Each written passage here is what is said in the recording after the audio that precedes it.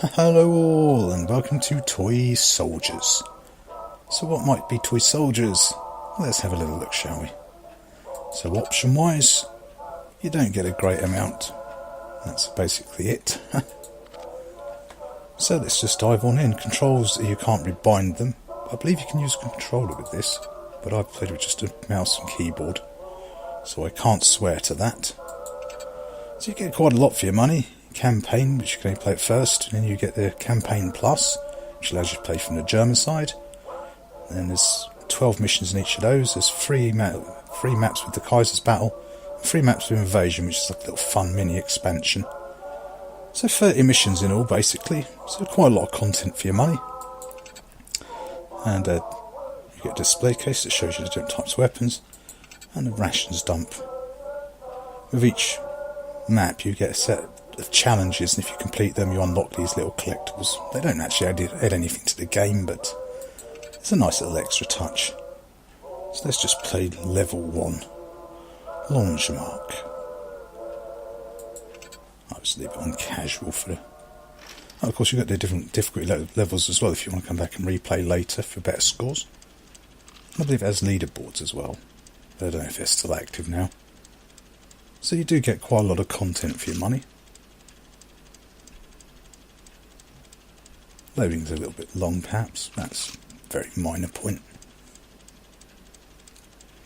So as you can probably guess, it's a tower defence game. The presentation is brilliant. It's actually supposed to be a board game from the 30s in which is based on World War I. Defend Lungemark village near Wipers. Well, easy enough. You don't need to worry about your own soldiers, they're just automatically, they're done by the AI. And of course, because I've completed this, I've got everything. When you first start, you've only got a couple of weapons, and as you play more maps, you get to unlock the better weapons. And of course, as usual in these sort of games, you can also upgrade your guns 3 times each. So of course, it's World War I, there's not a great amount of weapon selection. You've got mines, machine guns, howitzers, anti-aircraft guns. But what makes this game quite impressive is that you can actually take direct control of a turret just by pressing spacebar, and you can start shooting down the enemy. Now, that's one issue I do have with this game, is the mouse sensitivity is a tad high. It would be nice if it was a little bit more relaxed. And of course we get sort of money for, you can also shoot up stuff around and get money for destroying scenery and props. And also later on in the game, but not in this particular map, you also get the option to take control of certain vehicles, such as tanks and aeroplanes. You get direct control, and that's perhaps my other real big issue with this game, really, is a lot of the time you do need to be taking direct control to win. If you, as you can imagine, if you start firing with it, you can fire at a much longer range and distance than the AI ever will do. So a lot of the missions, especially some of the harder ones, you will need to be taking direct control. You can't play it just as a strategic tower defence game like most other ones. But it is good that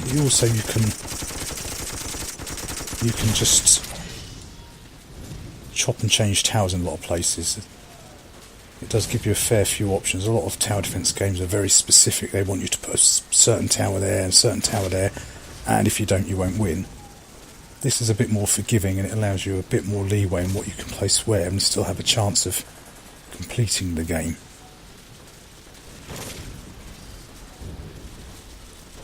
And there's a few, because it's not real World War I, it's more of a slightly steampunked World War I.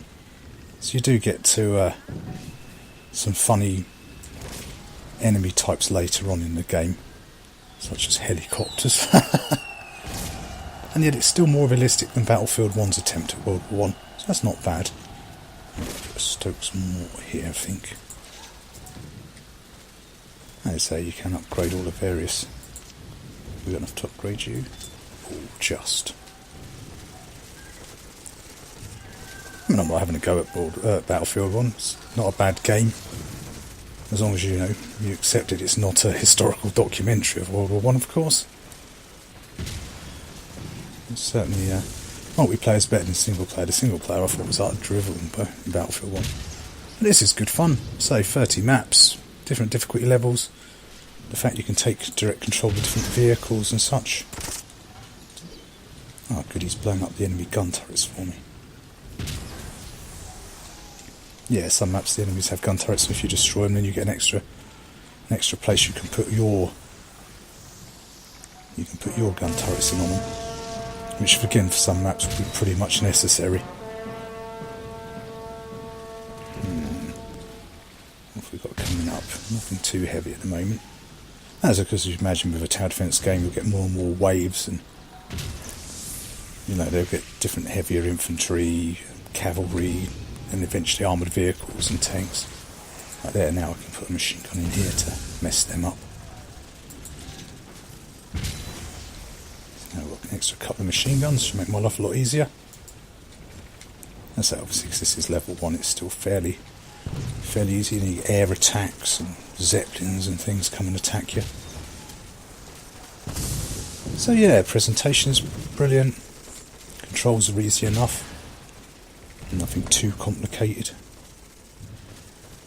So you can scroll right out for a sort of big overview of the battlefield. Yeah, and the graphics are pretty decent.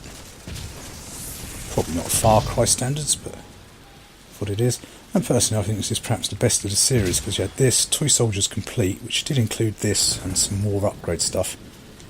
It had a lot of bugs and issues like that. And then whatever that last one was, it seemed to be all DLC more than anything else.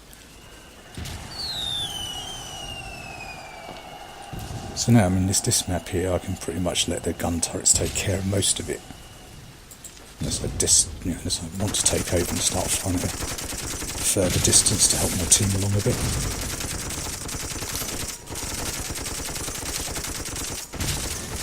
So destroy it. There it is.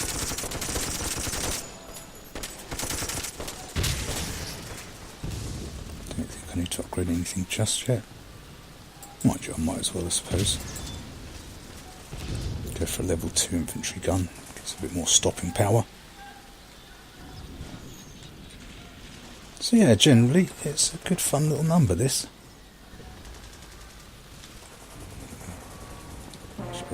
Move them along I think, because we've pretty much got everything out that we need to have out.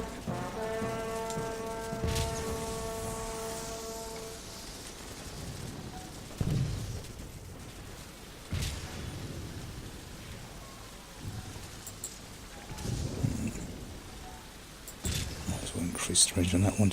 I don't know if there's any vehicles or not. Oh yes, looks like there is.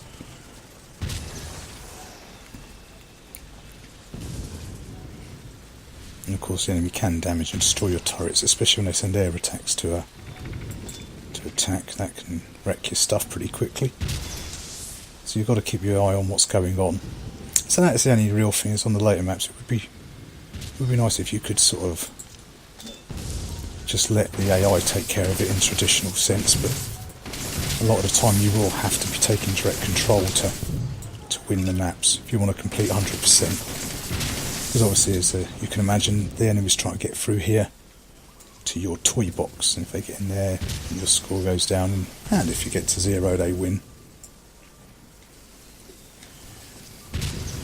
It's pretty much standard tower defence. You've undoubtedly played things like this before. So other than the direct control, which works really nicely, that's its real big. See there, he's blowing up my stuff.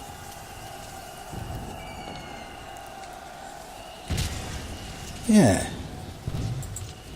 you can good decent selection of weapons, good decent selection of enemy types. Say a couple of steampunk styled ones.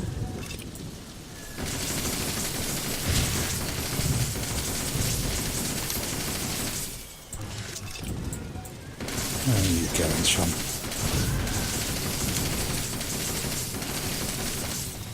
Now we've got a heavier machine gun, it's going to be a lot easier to deal with.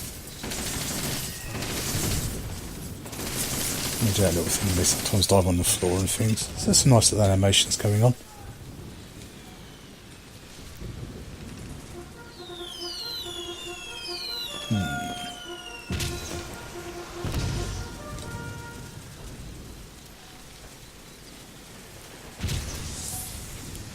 So there we go, this is pretty much the game complete now. I think we've won everything. There's some armoured vehicles, and so obviously eventually you'll get heavier tanks and types of things to attack you. We should be alright to take care of that. So what machine guns firing for, it can't really damage them.